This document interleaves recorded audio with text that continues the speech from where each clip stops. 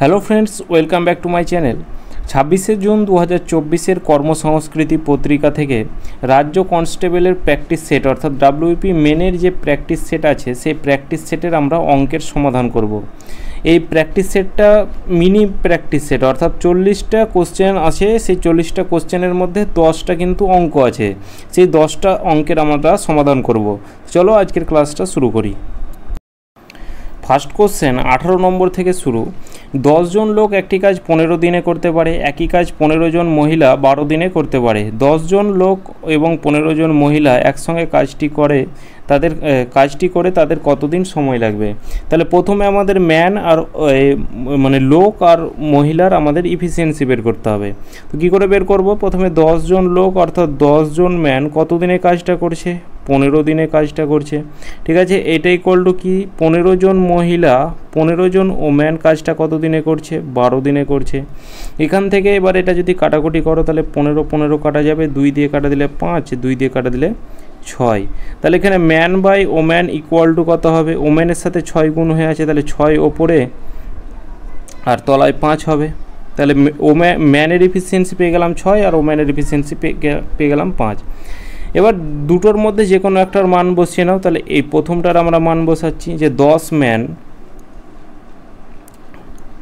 গণিত 15। যখন ম্যানের মানটা বসিয়ে নেব না, যে লোকের যে এফিসিয়েন্সিটা, তখন আমরা টোটাল ওয়ার্ক পেয়ে যাব।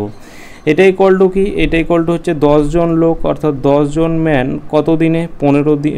15 জন ওম্যানের সাথে কত দিনে কাজটা করে। আর একটা বলে রাখি, এবং বললে যোগ করতে হয়। ঠিক আছে, এবং বললে যোগ, আর এখানে যদি বা বলে বলা থাকতো তাহলে সমান। এবার কত দিনে কাজটা করবে? ডি দিনে কাজটা করবে। তাহলে 10 ম্যানের এফিসিয়েন্সি কত? 6। তাহলে এখানে 6 গণিত 15, এটা ইকুয়াল টু কত?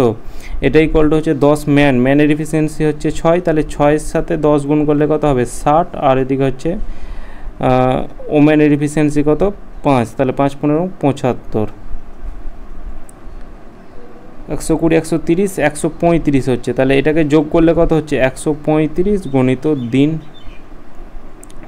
5 দিয়ে কাটা দিলে 3, 5 দিয়ে কাটা দিলে 5 দুগুণে 10, 5 7 35, 3 দিয়ে কাটা দাও 3 9 27, 3 দিয়ে কাটা দাও 3 3 9, 3 দিয়ে কাটা দাও 3 দুগুণে 6।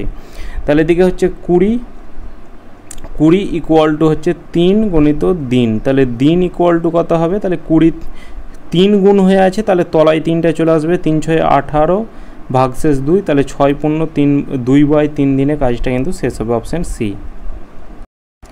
কোনো চিড়িয়াখানায় কিছু সংখ্যক খরগোশ ও পায়রা আছে। মাথা গুনলে 200টি, পা গুনলে 580টি পাওয়া যায়। কতগুলি পায়রা আছে? তাহলে প্রথমে খরগোশ অর্থাৎ র্যাবিট, আর একটা হচ্ছে পিজন। খরগোশের পায়ের সংখ্যা কটা আছে? 4টা আমরা জানি। আর পায়রার যে পায়ের সংখ্যা আমরা জানি 2টো। মাথা ধরলাম খরগোশেরও 400টা, এখানে টোটাল মাথা 200টা আছে। তাহলে ধরলাম যে খরগোশেরও মাথা হচ্ছে 200টা, পায়রারও মাথা হচ্ছে 200টা। তাহলে এখানে মাথার সংখ্যা মানেই হচ্ছে তাদের সংখ্যা। যে র্যাবিট ধরলাম অর্থাৎ খরগোশ ধরলাম 200টি, যতটা মাথা থাকবে ততটাই খরগোশ থাকবে। তাহলে এখানে খরগোশের সংখ্যা ধরলাম 200টা, পায়রার সংখ্যাও 200টা। তাহলে এদের পায়ের সংখ্যা কত হচ্ছে?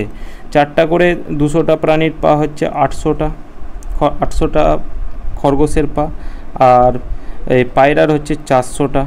আর টোটাল পা বলা আছে দুজনের 580টা। তাহলে এটাকে আমরা মাঝে লিখব। এটাকে আমরা অ্যালিগেশন মেথড ইউজ করব। 580 থেকে 400 মাইনাস করলে কত হবে? 180। আর এদিকে 200 600, তাহলে 220। 2 দিয়ে কাটা দিলে 9, 2 দিয়ে কাটা দিলে 11, 9 অনুপাত 11। টোটাল এখানে মাথা কত হচ্ছে? 9টি হচ্ছে। 9টা হচ্ছে কার? 9টা হচ্ছে খরগোশের, আর 11টা হচ্ছে পায়রার। তাহলে টোটাল 9 আর 11 টোটাল কত ইউনিট মাথা আছে? টোটাল হচ্ছে 20 ইউনিট মাথা, কিন্তু এখানে বলা আছে 200টি। তাহলে 20 ইউনিটের ভ্যালু হচ্ছে কত? 20 ইউনিটের ভ্যালু হচ্ছে 200। 1 ইউনিটের ভ্যালু কত? 1 ইউনিটের ভ্যালু হচ্ছে 10। তাহলে এখানে বলা আছে কতগুলি পায়রা আছে। তাহলে এখানে পায়রা কতগুলি আছে? তাহলে এখানে হচ্ছে 11টি পায়রা আছে, মানে 11 ইউনিট। তাহলে 11 ইউনিটের ভ্যালু কত হবে?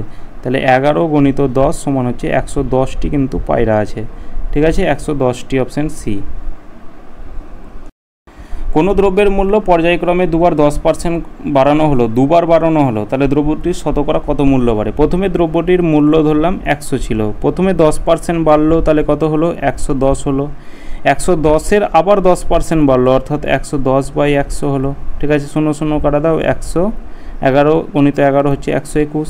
তাহলে প্রথমে 100 ছিল, এখন 121 হলো, তাহলে কত বেড়েছে? পার্সেন্টেজ থেকে বাড়া, মানে 100 থেকে বাড়া মানে সেটা আমাদের পার্সেন্টেজে বাড়া, অর্থাৎ 21% বেড়েছে। ঠিক আছে, অপশান বি। এটার আর একটা ফর্মুলা আছে, x plus y plus x y by 100, এই ফর্মুলাতেও হয়। তাহলে এক্স প্লাস ওয়াই অর্থাৎ 10 প্লাস 10, দুটোই বাড়া বলা আছে, কমা বলা থাকলে মাইনাস করতাম, প্লাস হচ্ছে 10 গণিত 10 তলায় হচ্ছে 100। তাহলে 10 আর 10 যোগ করলে কত হবে? 20, আর এদিকে 10 10 100, 100 তো কেটে কত পড়ে থাকবে? 1 পড়ে থাকবে। তাহলে 20 আর 1 হচ্ছে 21% হয়ে যাবে আমাদের সঠিক অ্যান্সার। 150 মিটার লম্বা একটি ট্রেন এত সেকেন্ডে একটা পোস্টকে অতিক্রম করে। যখন কোনো একটা ট্রেন কোনো একটা পোস্টকে বা কোনো একটা ব্যক্তিকে কিংবা কোনো একটা গাছকে অতিক্রম করবে, তখন ট্রেনটা তার নিজের দৈর্ঘ্যকে অতিক্রম করবে। যদি সরাসরি গতিবেগ বের করতে বলে, তখন এই সরাসরি আমরা ট্রেনের দৈর্ঘ্যকে ট্রেনে এই যে সেকেন্ডে অতিক্রম করবে সেই সেকেন্ড দিয়ে ভাগ করে দিলে আমরা গতিবেগ পেয়ে যাব। আবার 20 সেকেন্ডে ব্রিজকে অতিক্রম করছে, ব্রিজটির দৈর্ঘ্য কত? তাহলে প্রথমে ট্রেনের গতিবেগটা বের করো। তাহলে ট্রেন স্পিড, তাহলে ট্রেনের স্পিড কত? তাহলে এখানে গতিবেগ ইকুয়াল টু কি? দূরত্ব বাই সময়। তাহলে দূরত্ব হচ্ছে কত? 150 বাই সময় কত? তাহলে 7×14 15/2, তাহলে বাই 2টা উল্টে আবার ওপরে চলে যাবে, তাহলে এটা দিয়ে কাটা দিলে 10। তাহলে ট্রেন স্পিড হচ্ছে 20 মিটার প্রতি সেকেন্ড, এটা ট্রেনের স্পিড পেয়ে গেলাম। যখন সরাসরি স্পিড বের করতে যখন এরকম গাছকে অতিক্রম করবে, পোস্টকে যখন লম্বা কিছুকে অতিক্রম করবে, তখন সরাসরি দৈর্ঘ্যকে যখন এই সময় দিয়ে ভাগ করে দেবো, তখন আমরা স্পিড পেয়ে যাব। এবার 20 সেকেন্ডে একটা ব্রিজকে অতিক্রম করছে, তাহলে ব্রিজের দৈর্ঘ্য কত? তাহলে ব্রিজের দৈর্ঘ্য যদি x হয়, তাহলে এখানে টোটাল যে দূরত্ব সেটা কি হবে? দুটো লম্বা কিছুর দৈর্ঘ্য হয়ে যাবে টোটাল দূরত্ব। যেমন একটা ট্রেন লম্বা, ব্রিজ লম্বা, দুটোর যোগফল হয়ে যাবে টোটাল দূরত্ব। তাহলে এখানে ট্রেনের দৈর্ঘ্য হচ্ছে 150 মিটার আর ব্রিজের দৈর্ঘ্য হচ্ছে x মিটার, এটা হচ্ছে টোটাল দূরত্ব। ট্রেনের স্পিড কত পেয়েছি? ট্রেনের স্পিড 20 মিটার প্রতি সেকেন্ড বলা আছে, এটা মিটার বলা আছে। টাইম বলা আছে 20 সেকেন্ডে অতিক্রম করছে, তাহলে টাইমটা বলা আছে 20 সেকেন্ড। তাহলে এখানে আমরা বলতে পারি টাইম ইকুয়াল টু কি? দূরত্ব বাই গতিবেগ। টাইম ইকুয়াল টু দূরত্ব বাই গতিবেগ, তাহলে দূরত্ব কত আছে? 150 প্লাস x, এটা হচ্ছে দূরত্ব, বাই গতিবেগ কত আছে? গতিবেগ হচ্ছে 20 মিটার প্রতি সেকেন্ড, এটা ইকুয়াল টু কি? তাহলে দূরত্ব বাই গতিবেগ ইকুয়াল টু হচ্ছে টাইম, আর টাইম বলা আছে 20 সেকেন্ড, এটা ইকুয়াল টু হচ্ছে 20। ঠিক আছে, তাহলে এদিকে হচ্ছে কত? 150 প্লাস x, এটা ইকুয়াল টু কত? 20 গুণিত 20 অর্থাৎ 400। তাহলে x ইকুয়াল টু কত হবে? তাহলে 400 প্লাস 150টা এদিকে মাইনাস 150 হয়ে যাবে, তাহলে 400 থেকে 150 মাইনাস করলে কত হবে? 250 হবে। তাহলে এত মিটার হয়ে যাবে ব্রিজের দৈর্ঘ্য। কোনো আসল বার্ষিক এত % সরল সুদে কত বছরে সুদে আসলে 5 গুণ হবে? তাহলে কত বছরে সুদে আসলে কোনো আসল 5 গুণ হচ্ছে, তাহলে আসলটা যদি পি হয় তাহলে সেটা হয়ে যাচ্ছে কত? 5p। এটা হলো কি? আমাদের অ্যামাউন্ট হলো। এই ধরনের অঙ্ক অনেকবার করেছি। তাহলে ইন্টারেস্ট কি হবে? যে সুদ আসল থেকে অর্থাৎ 5p থেকে যদি আসলটাকে মাইনাস করি তবে আমরা সুদ পেয়ে যাব, তাহলে এটা হলো কি? 4p। এখানে আমাদের বলা আছে কোনো আসল কত বছরে, আমাদের টাইমটা চেয়েছে। ঠিক আছে, টাইম ইকুয়াল টু কি? Time equal to 100 into interest. সরল সুদের যে ফর্মুলা, টাইম ইকুয়াল টু হচ্ছে 100 ইন্টু ইন্টারেস্ট। ইন্টারেস্ট কত আছে? 4p আছে। নিচে প্রিন্সিপাল কত ধরেছিলাম? p ধরেছিলাম। ইন্টু রেট কত বলা আছে? এটা রেট বলা আছে। তাহলে 12 × 24 একে 25/2, এই বাই 2টাই সবসময় কী হয়? ওপরে উল্টে যায়। এটাকে কাটাকুটি করলে অ্যান্সার চলে আসবে। প্রথমে এই পি তো কাটা যাবে, 25 দিয়ে কাটা দিলে 4 5 সঙ্গে 100, তাহলে 4 × 8 4 8 32। ঠিক আছে, তাহলে 32 বছর, এটাই হয়ে যাবে আমাদের রাইট অ্যান্সার।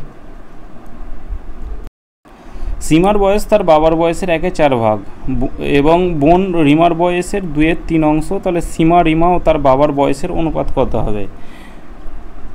তাহলে এখানে সীমার বয়স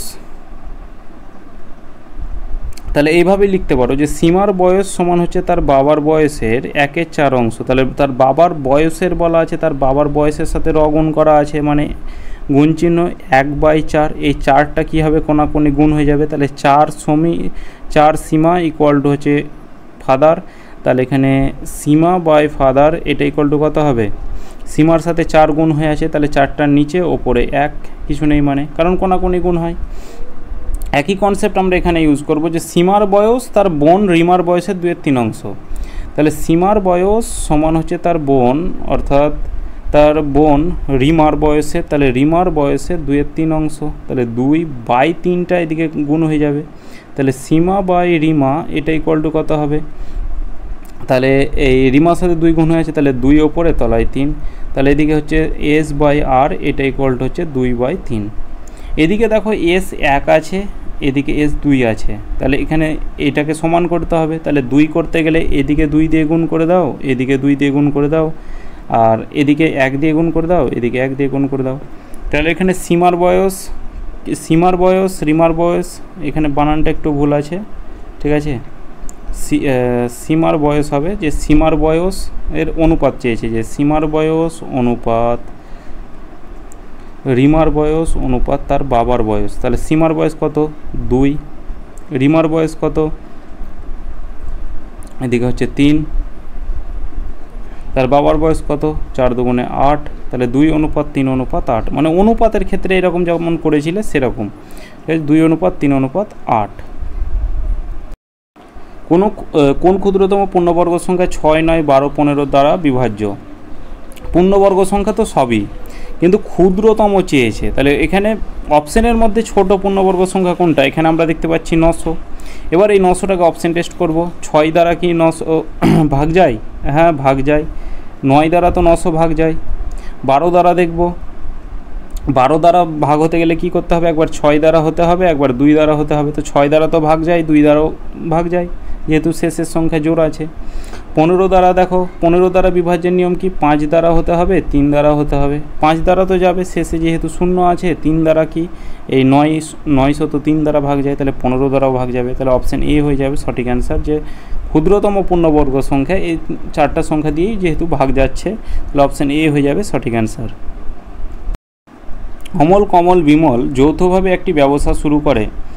অমলের মূলধন কমলের মূলধনের দ্বিগুণ, কমলের মূলধন বিমলের মূলধনের 3 গুণ। বছরের শেষে অমলের 3000 টাকা লাভ হলে বিমল কত টাকা পাবে?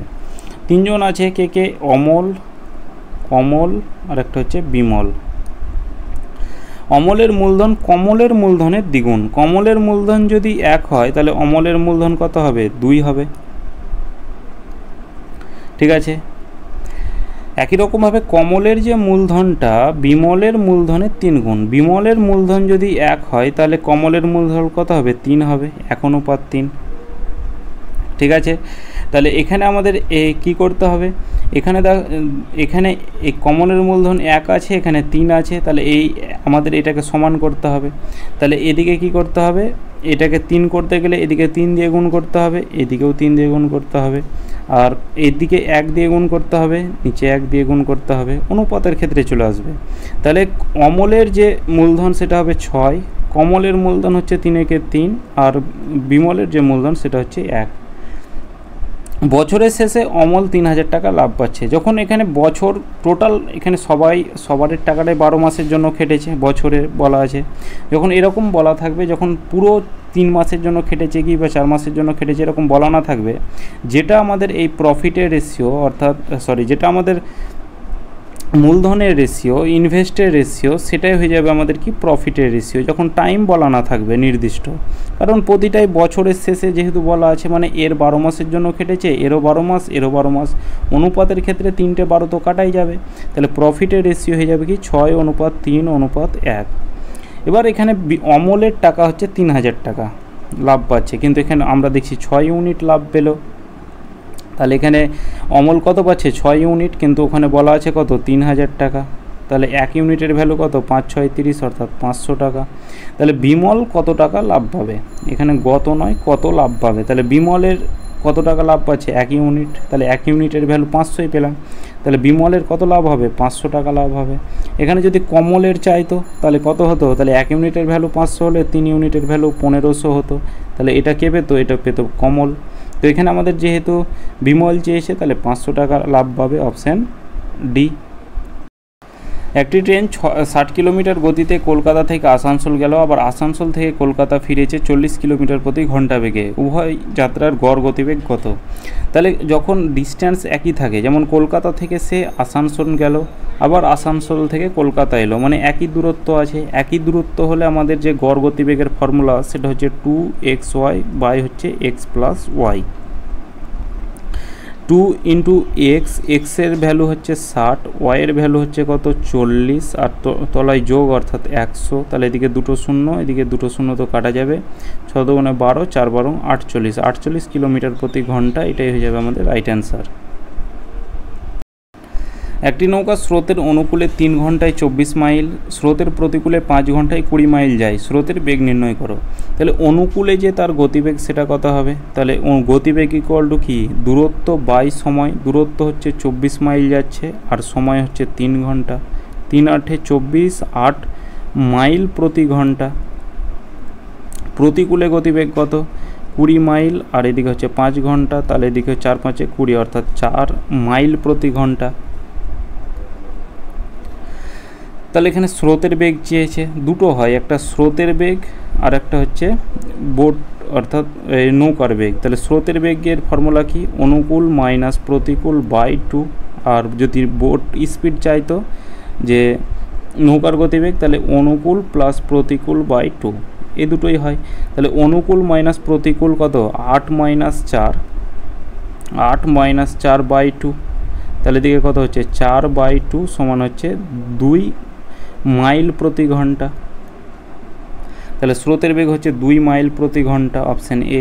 এখানে যদি বোট স্পিড চাইতো তাহলে এখানে 8 প্লাস 4 বাই 2, তাহলে এদিকে কত? 8 4 12 বাই 2 সমান হচ্ছে 6 মাইল প্রতি ঘন্টা হয়ে যেত, মাইল প্রতি ঘন্টা। তো এখানে আমাদের স্রোতের বেগ চেয়েছে, তাহলে 2 মাইল প্রতি ঘন্টা, এটাই হয়ে যাবে সঠিক অ্যান্সার। তো এটাই আমাদের শেষ কোশ্চেন ছিল। অঙ্কের কোশ্চেন 10টা ছিল, প্রায় সমাধান করে দিলাম। তো চলো দেখা হচ্ছে নেক্সট ক্লাসে।